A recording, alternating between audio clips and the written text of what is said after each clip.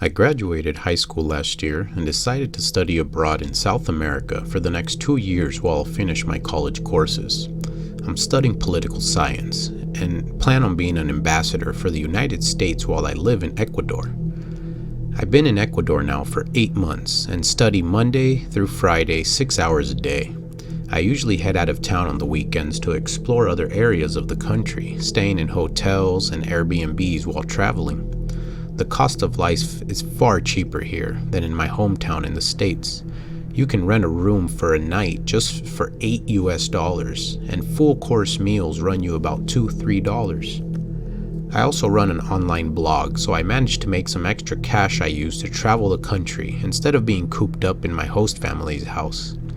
My host family is a lovely single woman with 2 children my age. Their father passed away in a tragic motorcycle accident years ago when going to work. He worked with the government, so his family was left with monthly insurance payments that allows them to live comfortably in the area they live in. It was a Friday night and some friends from college were planning to hit the local disco at night where they offered 50-cent beers and 50-cent tacos every Friday night. This was a bargain. You could eat dinner and get drunk for under $5 on a Friday night. It was a crowded evening. Dozens of college students had come down to the local disco for the food and drinks and live music. It was a Spanish band that was traveling the country, making a name for themselves as they played for free in local bars and clubs. They had the dance floor moving as everyone was having a blast, jumping around and dancing to their tunes.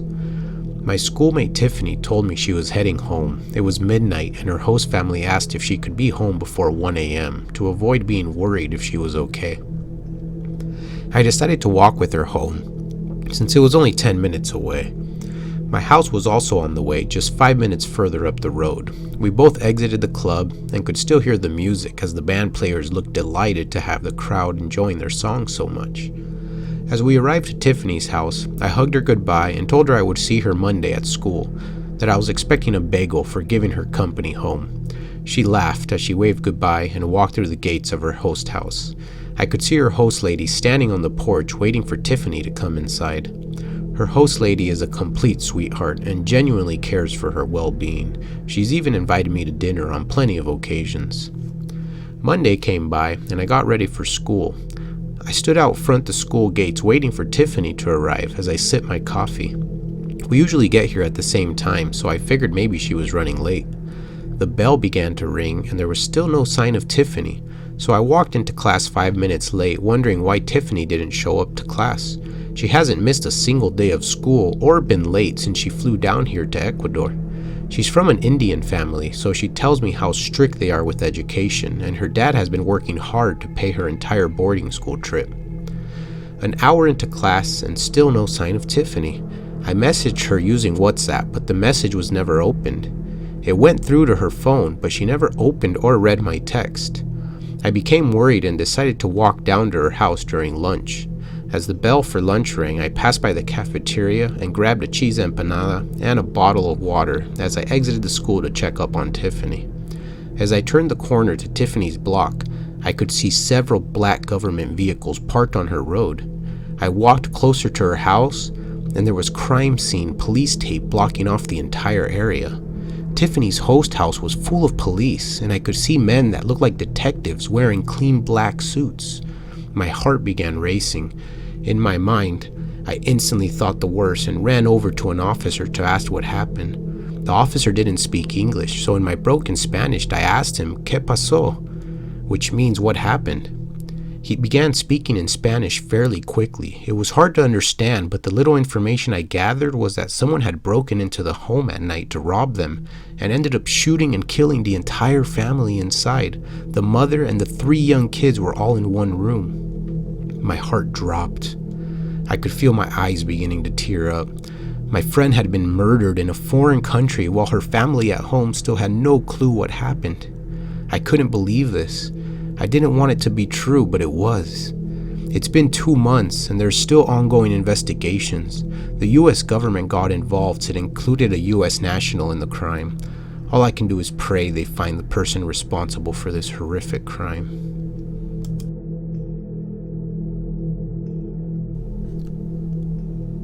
I'm studying at an elite school to be a neurosurgeon. It's quite a long course that takes almost 10 years to complete.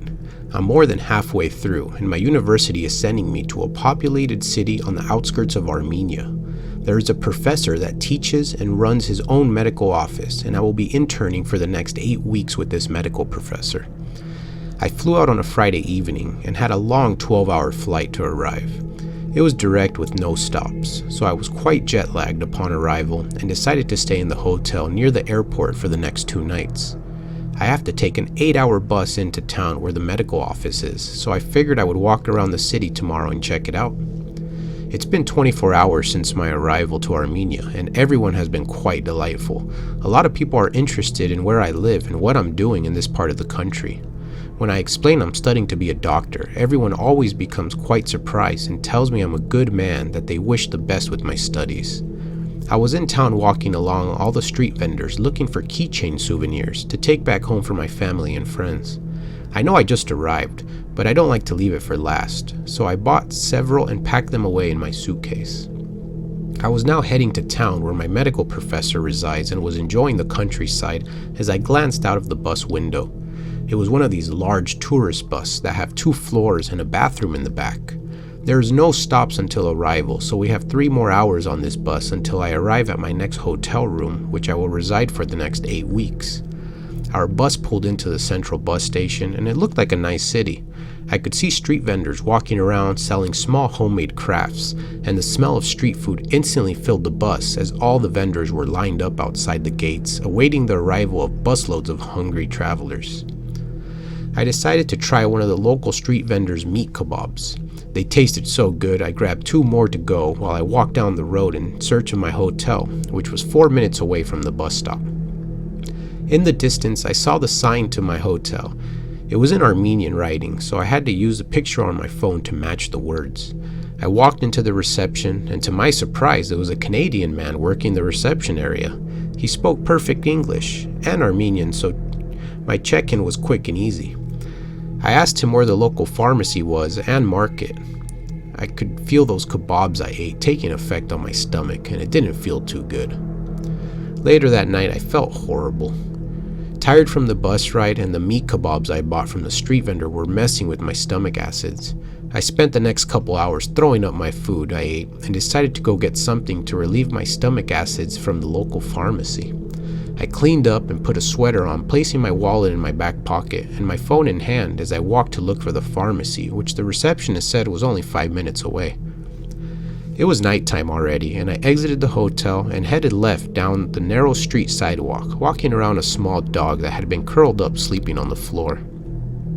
I walked down the street as it was very dark. There were no street lights in this part of town, so all I could use were the dim lights stores had on inside and the shine of the moon to navigate around. I could see the pharmacy in the distance, as it had a large white LED sign on the front of the building.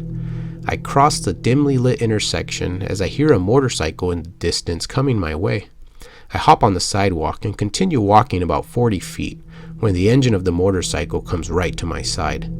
I looked to my left and saw 3 men riding one motorbike. The driver stayed on the bike while the 2 men behind jumped off and began shouting at me in their local Armenian language. I put my hands up and said, "I don't understand, I don't speak Armenian." They began shouting at me violently, pushing me against the wall while one began to go through my front pockets. I was being robbed. I didn't know what to do. I had been ambushed by 3 local thieves and I couldn't understand what they were saying. As they pulled my wallet and my cell phone out of my pockets, one man stood there yelling at me in Armenian. He was asking me something, but I kept telling him I don't understand. He punched me in the gut, which made me flinch down in pain, as I already dealing with stomach problems. This made it worse. He began shouting the same thing at me. He kept repeating over and over, but I couldn't comprehend what he was asking. At that moment, he kicked my leg, sending me to the ground in pain as he continued shouting the same words. At this moment, I saw a group of local men shouting in the distance as they saw the robbery taking place and began running towards me to help. The 3 robbers hopped on their motorbike, turned around, and headed back in the direction they came from. The local men ran up to me, speaking in Armenian, and all I could say is, "Help! Hospital, please!" I knew I had a cracked rib from the man's punch. I could feel the sharp pain every time I took a breath. and being in the medical field, I already knew I had an injured rib cage area. What felt like forever, a taxi finally arrived as the men lifted me into the back seat and rushed me off to the hospital. It was a horrible first-time experience in this country.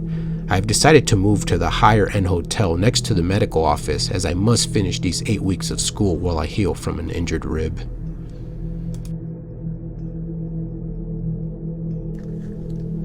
I just finished my 9th year in high school. I'm on summer vacation when my parents approached me with the opportunity to live with my cousins in a remote village in Peru. My parents are both originally from Peru, but they moved to the United States while studying and ended up starting a family. I speak Spanish, but the village I'm going to also has a local dialect, so I won't be able to understand any of that language. My parents thought it would be a great life experience to study in a different country and see different ways of life. They also said it would make me mature and be more independent. I would spend an entire year studying abroad while living with my cousins who have lived there their entire lives in Peru. I said goodbye to my parents, which was one of the hardest things I've done in my life. I know I'm only going for a year, but it feels like I have no idea when I'll see my parents again. My parents never moved back home after studying abroad as teens and began their family shortly out of high school, so they didn't get to see their parents for almost 10 years after living in the United States. I don't think this will happen to me, but you never know what life has in store for you sometimes. It's a 10-hour plane ride to arrive, which felt like forever.